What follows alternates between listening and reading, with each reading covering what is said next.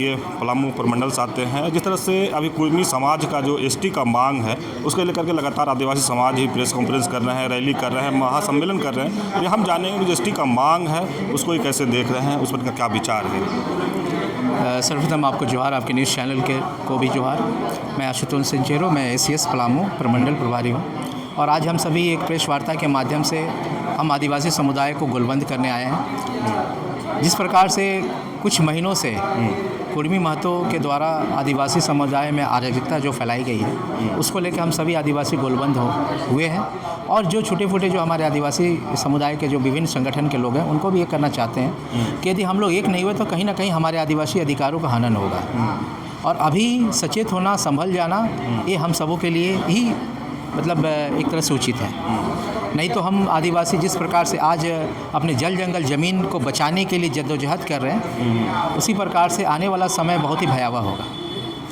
जिस प्रकार से कुर्मी महतो का आंदोलन रेल टेका डहर छेका जो हुआ है वो कहीं ना कहीं हम सभी ये देख रहे हैं और विचार भी कर रहे हैं कि आदिवासी समुदाय बनना कोई आंदोलन से तो संभव नहीं है।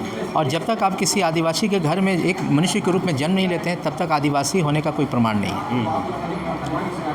आदिवासी बनने के लिए आदिवासी घर में जन्म लेना पड़ता है और उसकी नेक नियम, रीति गीति, भाषा भूषा, स्वशासन व्यवस्था होनी चाहिए। चूँकि 1965 में लोकल कमेटी ने भी यही चीज़ को प्रमाणित करने के लिए कहा था कि आदिवासी होना उसकी एक अलग भौगोलिक अलगाव होनी चाहिए, उसकी अपनी सांस्कृतिक होनी चाहिए, उसकी अपनी पूजा पद्धति होनी चाहिए, जो कि आज कुर्मी महतो जो आदिवासी नकली आदिवासी बनने का जो दावा पेश कर रहे हैं वो सरासर ये जो व्यवस्था है उनके अंदर नहीं है।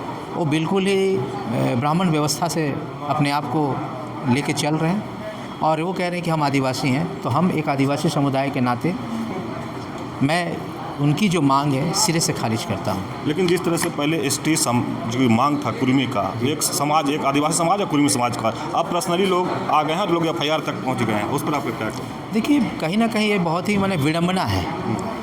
एक कुर्मी महतो के वर्सेस आदिवासी का जो बात अभी चल रही है, जो अराजकता जो फैली हुई है, पहले हम देखते थे कि आज से 1 साल बाद किया मैंने 6-7 महीना पहले तक आप जाइएगा, इवन कि 2024 तक ये कहीं ना कहीं बिल्कुल एक तरह से भाईचारगी था। और अब वो भाईचारगी कुर्मी महतो लोगों के तरफ से ही वो भाईचारगी ख़त्म कर दी गई है। कल जिस प्रकार से मैं देख रहा हूँ बहन चोषना करकेटा के साथ जो जिस प्रकार से एक कुर्मी महतो समुदाय का एक लड़का अभद्र टिप्पणी कर गया, गाली गलौज किया, ये अमर्यादित है, ये असंवैधानिक है।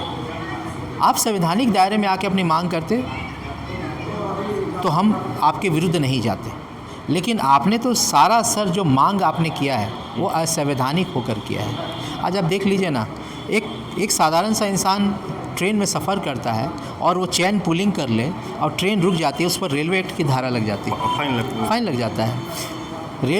रेल टेका जो हुआ है 20 तारीख को, उसमें जितने भी कुर्मी महतो के जो राजनीतिज्ञ पार्टी के जो लोग हैं उनको आप देख लीजिए, किसी पर FIR हुआ है? यदि FIR हुआ है तो उनकी गिरफ्तारी क्यों नहीं हुई? उनको अरेस्ट क्यों नहीं किया गया? उनको जेल में क्यों नहीं डाला गया? ये सोचने वाली विषय है। और कहीं ना कहीं देखिए, रेल राष्ट्रीय संपत्ति है, भाजपा अभी सरकार में है, केंद्र की सरकार में है, तो हम तो उन्हीं को पकड़ेंगे ना, हम किसको पकड़ने जाएं? तो एक प्रोपगेंडा है, पॉलिटिकली ये प्रोपगेंडा फैलाया जा रहा है।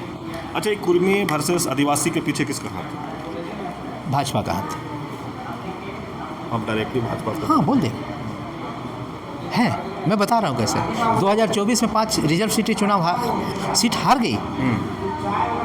आदिवासी सेंटीमेंट जो है वो कंप्लीट रूप से देखा जा रहा है कि महागठबंधन के साथ गई है। अब आदिवासी तो इनके लुभाने में नहीं आएगा, क्योंकि हमारा भाजपा जो है, हमारे जितने भी संवैधानिक अधिकार है, FRA को भी देख लीजिए, तब्दीली कर दी गई। लैंड एक्विजिशन बिल लाया था एक बार, उस पर भी तब्दीली हुई। ST/SC कानून पे भी तब्दीली कर दी गई है। अब ये बताइए, हंसदेव जैसे अभयारण्य नहीं बचा पाए हम लोग आदिवासी लोग, तो कहीं ना कहीं इन सारी चक्रव्यूह में इनकी हाथ है।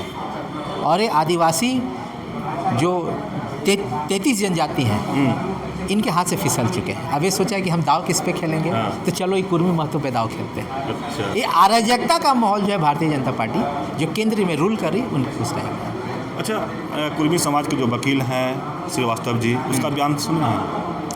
देखिए, इतने लोगों का बयान सुन रहे हैं कि हमको तो याद नहीं है। हाँ, बता दे रहे हैं। वो बोल रहे हैं कि अगर कुर्मी समाज जाग जाए ना तो मुंडा उरांव जो जंगल में भागने की जरूरत पड़ेगी। अब तो वही स्पष्ट कर दें कि वो जंगल के वासी हैं नहीं, जंगली हम हैं। भुरंग हम ही हैं जो मिट्टी में सनाते हैं, तो आदिवासी तो पैदाइशी हम ही हैं। उनको अब उन लोगों को आदिवासी मांग नहीं करना चाहिए, बेशर्म लोग हैं।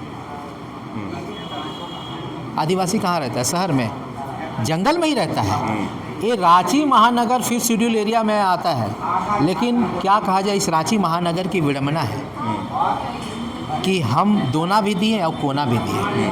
आज चौक चौराहे पे देखिएगा, पहले आदिवासियों का ज़मीन हुआ करता था, आज चौक चौराहे पे जो है मेन चौक पर मॉल खुल गया। हम आदिवासी लोग दरवानी कर रहे हैं अपना ज़मीन को बेच के। कहीं ना कहीं CNT एक्ट राइट का भी उल्लंघन हुआ, पेशा कानून का भी उल्लंघन हुआ, और ग्राम सभा का भी उल्लंघन हुआ, और 5वीं अनुसूची का उल्लंघन हुआ है। तो इन लोगों को ST सूची में सूचीबद्ध करने का मतलब है कि हम अपने मौलिक अधिकार से, जो ट्राइबल मौलिक अधिकार है, उससे हम हाथ धो देंगे। ये लोग देखिए, स्पष्ट रूप से आप देख लीजिए, इन लोग को CM बनना है। अच्छा, हाँ, सुदेश महतो जी को CM बनना है।